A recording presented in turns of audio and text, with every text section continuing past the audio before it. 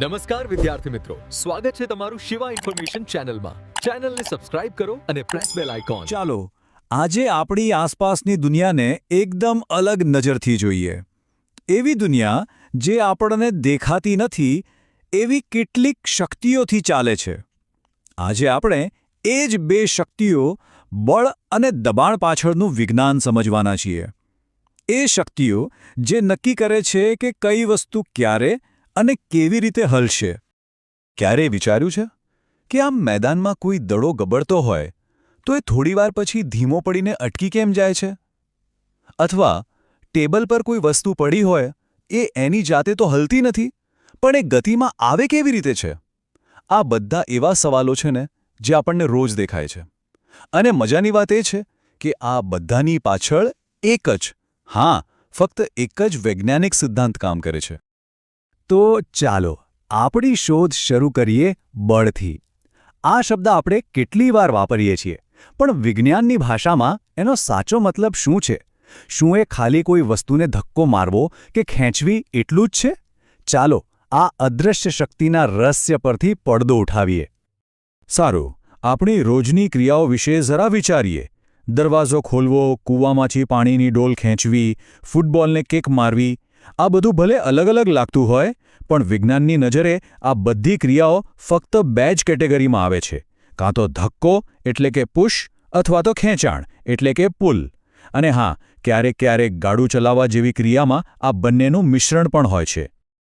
તો આ રહી બળની એકદમ પાક્કી વૈજ્ઞાનિક વ્યાખ્યા. કોઈ પણ પદાર્થ પર લાગતો ધક્કો કે ખેંચાણ એટલે બળ. પણ અહીં એક શબ્દ સૌથી અગત્યનો છે: આંતરક્રિયા. બળ ત્યારે જ પેદા થાય જ્યારે ઓછામાં ઓછા બે પદાર્થો એકબીજાના સંપર્કમાં આવે, એકબીજા પર અસર કરે. એમ સમજો કે કોઈ ખેલાડી ફૂટબોલથી દૂર ઊભો હોય ત્યાં સુધી કંઈ નહીં થાય, પણ જેવી એ બોલને લાત મારે, એના પગ અને બોલ વચ્ચે આંતરક્રિયા થઈ અને બસ બળ પેદા થયું. જુઓ, બળ કેટલું છે એ તો મહત્વનું છે જ, પણ એ કઈ દિશામાં લાગે છે ને એ એટલું જ, બલકે એનાથી પણ વધારે મહત્વનું છે. ચાલો એક ઉદાહરણ લઈએ. બે દોસ્તો છે, એક મોટું બોક્સ ખસેડી રહ્યા છે. જો બંને એક જ બાજુથી ધક્કો મારે તો શું થાય? બરાબર, બંનેની તાકાત ભેગી થઈ જાય અને બોક્સ આરામથી ખસી જાય. પણ હવે યાદ કરો પેલી દોરડા ખેંચની રમત. એમાં શું થાય છે? બંને ટીમો સામસામે વિરુદ્ધ દિશામાં ખેંચે છે. અહીં તાકાત ભેગી નથી થતી, ઉલટાની બાદ થાય છે. જે ટીમનું બળ વધારે હોય એ જીતી જાય. એટલે કે બળની દિશાએ આખી રમત જ બદલી નાખી, ખરું ને? તો અત્યાર સુધીમાં આપણે એ તો સમજ્યા કે બળ શું છે અને એની દિશા કેમ આટલી મહત્વની છે. પણ હવે મુખ્ય સવાલ એ છે કે આ બળ કરી શું શકે છે? ચાલો હવે બળની બે મુખ્ય સુપર પાવર્સ એટલે કે એની અસરો વિશે જાણીએ. એક તો પદાર્થની ગતિ પર અને બીજી એના આકાર પર. બળની સૌથી પહેલી અને સૌથી મોટી શક્તિ છે કોઈપણ પદાર્થની ગતિની હાલત બદલવાની. જેમ કે એ એક જગ્યાએ સ્થિર પડેલા ફૂટબોલને લાત મારીને ગતિમાં લાવી શકે છે. જો કોઈ ટાયર પહેલેથી જ ગબડી રહ્યું હોય તો એને પાછળથી એક ધક્કો મારીને એની સ્પીડ વધારી શકાય છે. અને ક્રિકેટમાં તો આપણે રોજ જોઈએ છે, બેટ્સમેન કેવી રીતે બોલરના ફાસ્ટ બોલને ફટકારીને એની દિશા જ બદલી નાખે છે. આ બધી બળની જ તો કમાલ છે. સ્થિરથી ગતિમાં લાવવું, ધીમુંથી ઝડપી કરવું કે પછી આખી દિશા જ બદલી નાખવી, આ બધું બળને જ આભારી છે. પણ બળની શક્તિઓ અહીં જ નથી અટકતી. એ ખાલી ગતિ નથી બદલતું, એની પાસે હજી એક જાદુઈ શક્તિ છે, અને એ છે કોઈપણ વસ્તુનો આકાર બદલી નાખવાની. આના ઉદાહરણો તો આપણી આસપાસ એટલા બધા છે. રસોડામાં જ્યારે રોટલી માટે લોટની કણકને દબાવીએ છીએ ત્યારે એનો આકાર બદલાય છે. સાયકલની સીટ પર બેસીએ એટલે એની નીચેની સ્પ્રિંગ દબાય છે.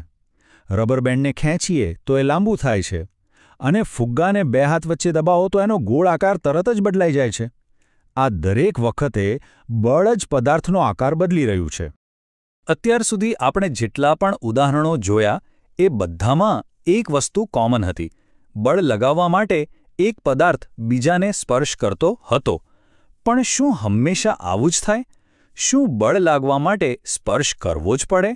આ સવાલ આપણને બળના બે મુખ્ય પ્રકારો તરફ લઈ જાય છે.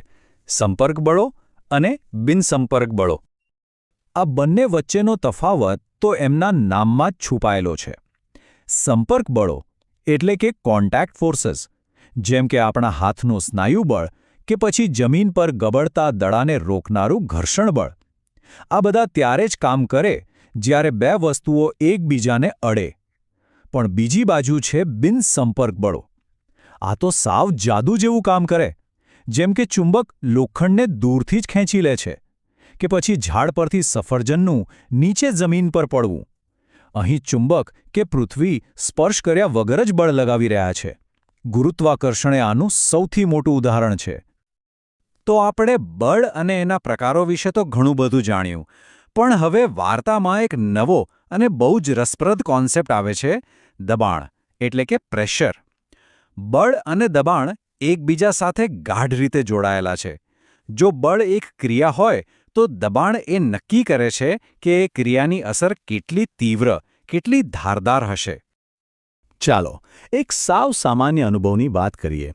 આપણે હથોડીથી ખિલ્લી પર એક સરખું જ બળ લગાવીએ છીએ, બરાબર? પણ જ્યારે એ બળ ખિલ્લીના અણીદાર છેડા પર લાગે ત્યારે એ ફટાક થઈને દિવાલમાં ઉતરી જાય છે. હવે વિચારો કે એ જ બળ એટલી તાકાતથી આપણે ખિલ્લીના પહોળા માથા પર લગાવીને દિવાલમાં નાખવાની કોશિશ કરીએ તો નહીં જાય.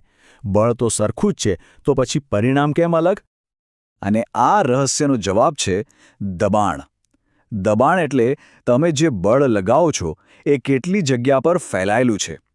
એનું સૂત્ર એકદમ સરળ છે. દબાણ બરાબર બળ ભાગ્યા ક્ષેત્રફળ.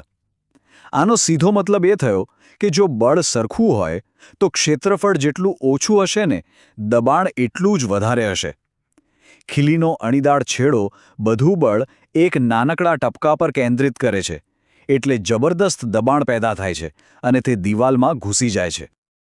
આ જ સિદ્ધાંતનો એક જોરદાર ઉપયોગ આપણને રેલવે સ્ટેશન પર જોવા મળે છે. કુલી ભારે સામાન ઉપાડતા પહેલા માથા પર કપડાની પાઘડી કેમ મૂકે છે? કારણ કે એ કપડું બોજ અને માથા વચ્ચે સંપર્કની જગ્યા એટલે કે ક્ષેત્રફળ વધારી દે છે. અને આપણે હમણાં જ શું શીખ્યા? ક્ષેત્રફળ વધે એટલે દબાણ ઘટે. આનાથી એ જ ભારે બોજ ઉપાડવો એમના માટે ઘણો સહેલો બની જાય છે. આ કોઈ જાદુ નથી, આ તો શુદ્ધ વિજ્ઞાન છે. હવે એક એવા દબાણની વાત કરીએ જે દરેક સેકન્ડે દરેક જગ્યાએ આપણી પર લાગી રહ્યું છે, પણ આપણને એનો અહેસાસ સુદ્ધા નથી. આપણે બધા હવાના એક બહુ મોટા સમુદ્રના તળિયે રહીએ છીએ.